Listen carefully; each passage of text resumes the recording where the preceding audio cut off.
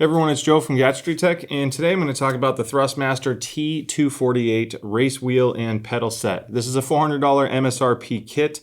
I'm going to review it in that price, with that price being considered, because if it goes on sale, great, even better deal. But I tend to compare MSRP to MSRP unless there's some significant reason not to. So this will be an honest and unbiased review. I will share my experiences on racing and how I think it stacks up to a couple competitors, one being another model from Thrustmaster, but this was sent to me for review by Thrustmaster, so I want to give them a huge thanks for working with us. I'm looking to continually expand on content for the channel, so I'm huge into cars. I don't usually share that. I used to race in real life, but I've always been to modifying cars and everything. This is a much more affordable way for me to hit the track and enjoy racing without breaking my cars in real life.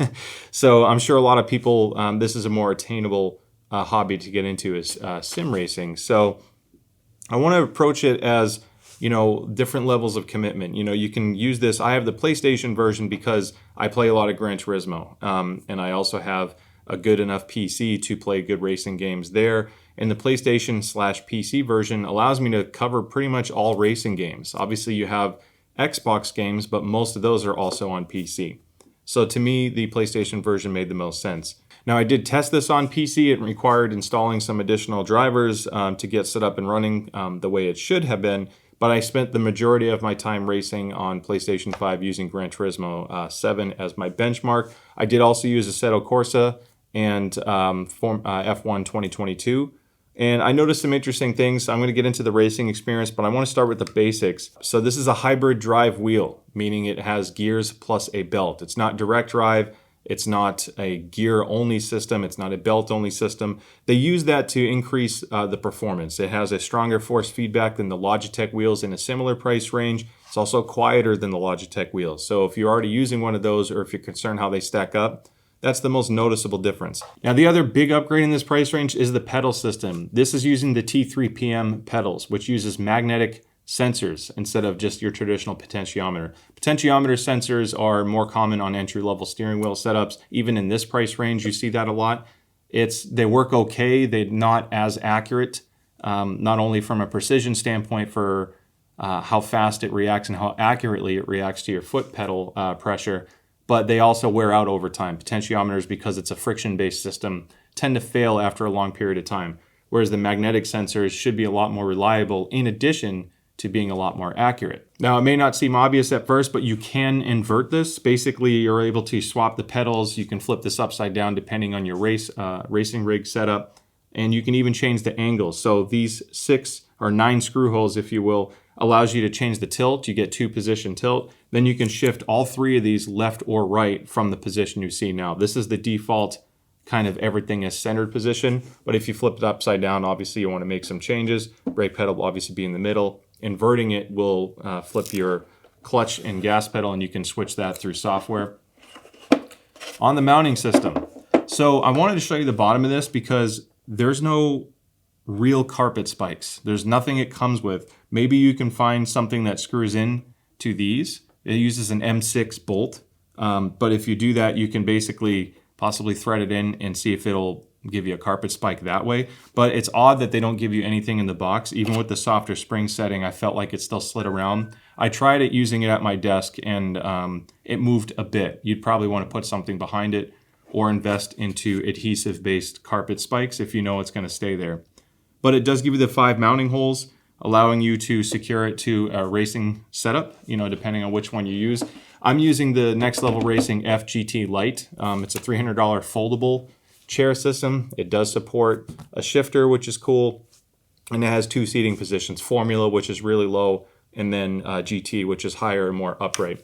I use that most of the time. I only tested this on carpet and at my desk because it does come with a clamp system. So even on my desk here, this is about 1.5 inches thick, my review table, and this will clamp to that no problem.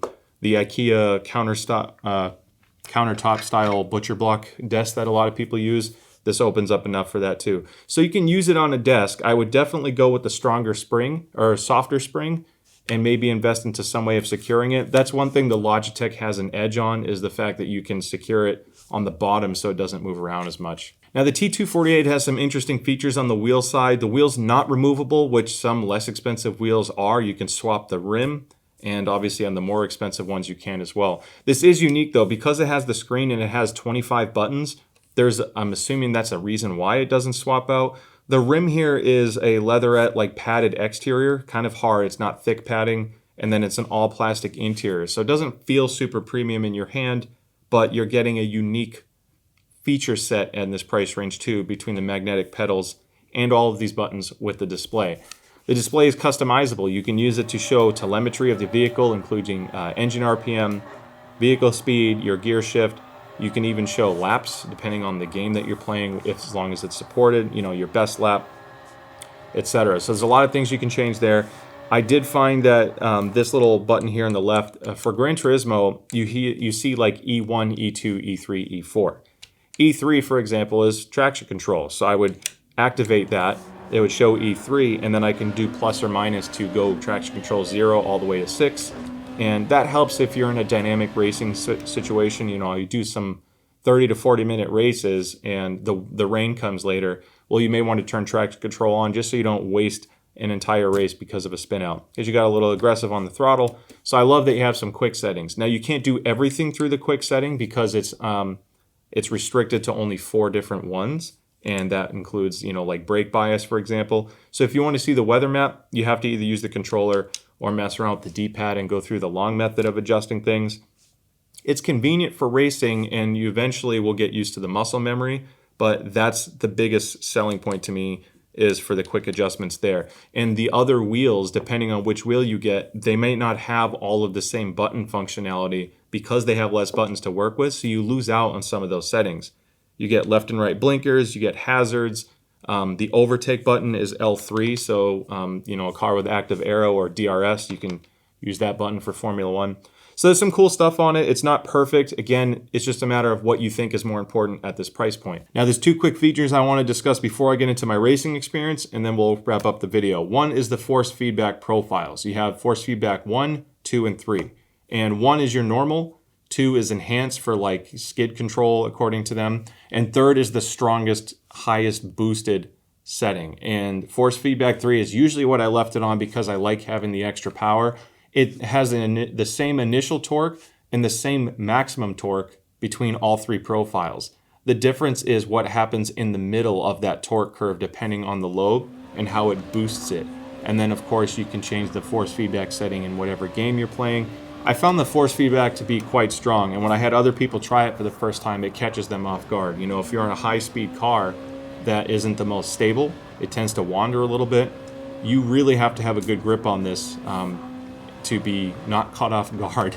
Otherwise, it might jerk the wheel around and you could spin the car.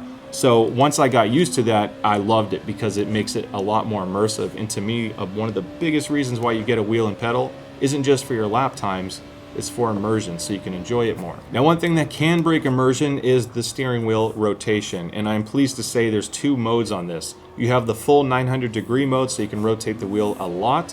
Then you have the 270-degree mode, and by doing that, you basically have the ability to have a faster steering ratio with a certain limitation on how far the wheel can turn. That's helpful for 2 things. I left it on the 900. It's more realistic to me. The only downside, and this is where I struggled sometimes with laps because it takes a long time to get used to, is when you're playing on a controller, if the car kicks out because you got aggressive on the gas, on a controller you typically just put the joystick all the way to the left, for example. Let's say it kicked out like this.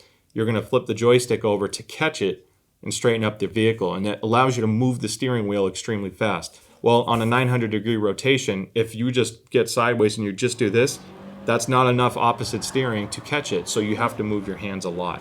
It makes it extremely difficult for things like rally racing or even drifting, if you're doing stuff like that where you need a lot of wheel motion. So the shorter steering ratio might help you if you increase your steering sensitivity and speed. Keep that in mind. Don't just start with the default setting and think that depending on what racing game you're going to play, you're going to set the best possible time and feel comfortable with it. Don't be afraid to change those settings. It will make a massive difference depending on what you're playing, and of course, greatly improve immersion. So I mentioned Gran Turismo 7, and I absolutely love playing that game. I have countless hours. It's one of my highest played games over the past couple of years. thanks in part to this, and thanks in part to some first-person shooters just not being as good as they used to be. But I've had a lot of fun playing this. And on Gran Turismo 7, again, I was getting really good with the controller. I was setting very fast lap times. I was competitive in multiplayer, but I could never get that full 100% out of the car. I knew not having a wheel was holding me back. So I'm like, oh man, I'm going to switch to a wheel and smoke everybody because I know the tracks, I know the cars. Well, I struggled for like 2-3 weeks getting used to it. I got good enough with a controller that I could push the cars very quickly, and even if it's breaking out a little bit, I'd always be able to catch it. You know, passing maneuvers, you get like used to it. Just like when you play first-person shooter, you get used to your controller or your mouse settings. Well, it took a lot of getting used to switching to a steering wheel, mainly that whole steering speed issue before, and what I found could be the best balance for me for speed, force feedback. I didn't expect the force feedback to be that strong on this kind of a wheel. That took me off guard towards the earlier stages. But the big difference for me, the throttle control is so much better when you switch to a good quality wheel and pedal setup like this. You can get so much more out of the car in the rain because your braking control and your throttle control are so much more accurate. You have much more to work with. And if you're doing high-speed passing, there's no more twitch passing when your car's darting left and right. It can get kind of dicey on a controller in those situations. This is much easier. And I also found on very technical turns, you know, a high-speed track, if you're going to Suzuka and you dive bomb a corner and then you have like an S or a chicane, it's much easier to dial that in on a steering wheel because you have full control over the speed of the steering in addition to how much steering you're doing, versus a controller in its steering speed sensitivity.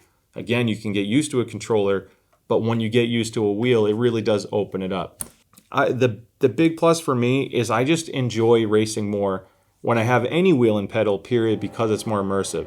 Now, a less expensive wheel, like the Logitech series, which is a little bit noisier and harder to control because their pedals just aren't as good as the Thrustmaster system, you can still have fun with it, but I don't think it's going to get you to be as competitive as, you know, some of the people using the more expensive dedicated sim rigs with more expensive gear from other brands. So this is a good midpoint. Now, are all the features exactly what you're looking for? Maybe, maybe not.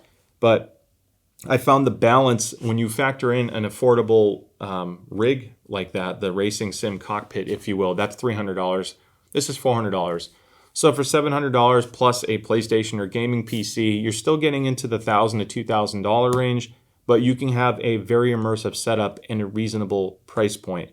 Now, if I had to nitpick anything, I have just a few. I already mentioned the lack of carpet spikes. I wish the power cord was longer. I don't know why the cord that's built in the power supply to me is a little too short, because depending on your setup, it's like either hanging or you just can't hide it out of the way.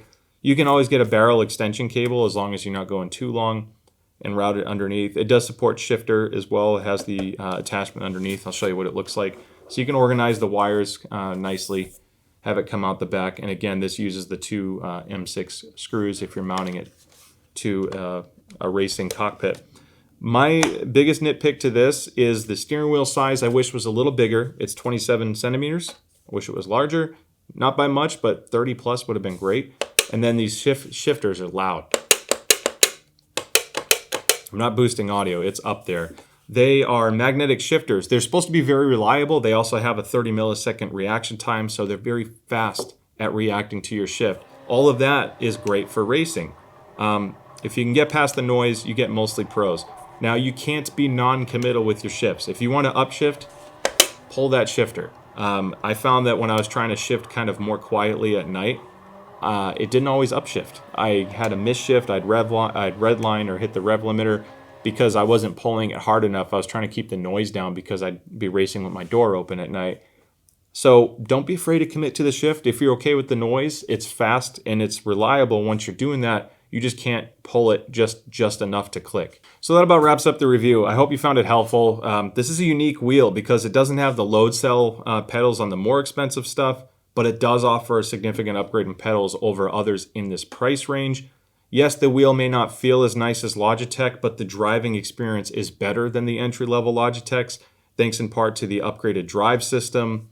it feels right when you race. I wish the steering wheel was fully wrapped. It'd feel a little bit more premium. The buttons aren't bad. I don't find myself wishing they were better because I'm really interacting with the paddles and the wheel more than anything else. This is actively cooled, which means there's a fan in it. It's very, very quiet, and you can even actually show the temperature of the drive system on the screen. But even after hours of racing in a hotter room, it still stayed quiet, and I didn't have any issues. I didn't lose like force feedback power. Just don't block the rear vent. But anyway, yeah, it stacks up in a unique situation. I think the T300 is a little bit better for your hardcore racer out there for just a little bit more money, but this gives you more features in a sense on paper when you consider the screen and all the buttons, and it's less. So it's still a really fun setup. I've been having an absolute blast with this. My cousin actually bought the same setup now because I talked about it enough, so now we're going to be racing together. It's just a fun time. Hope you found it helpful. Don't forget to like and subscribe. I'd love to see you at the next video. And with that being said, I'll see you next time. Bye.